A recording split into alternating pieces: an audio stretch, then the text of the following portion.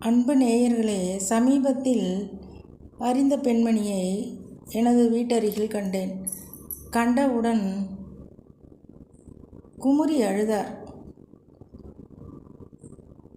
என்னவென்று கேட்டால், பிள்ளைகளிடத்தில் என்னால் இருக்க முடியாது போலிருக்கிறது.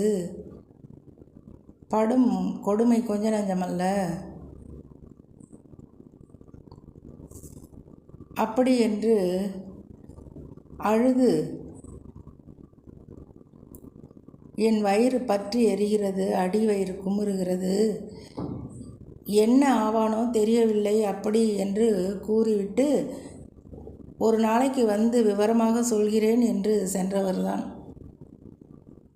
சொல்லி 8 நாட்கள் கூட ஆகவில்லை, சம்பந்தப்பட்ட அவரது மகன் திடீரென்று இறந்து விட்டான். கேள்விப்பட்ட எங்களால் ஜீரணிக்க முடியவில்லை. அந்த பெண்மணியை போய் பார்க்கவும் அடியேனுக்கு மனம் துணியவில்லை. பிள்ளைகள் ஏன் இப்படி பெற்றவர்களை படுத்து எடுக்கிறார்கள்? இத்தனைக்கும் அந்த அம்மையார் சொந்த வீடு, அரும்பாடுபட்டு பிள்ளைகளுக்காக சொந்த வீடும், நல்ல சம்பார்த்தனை, லட்சக்கணக்கில் பிள்ளைகள்.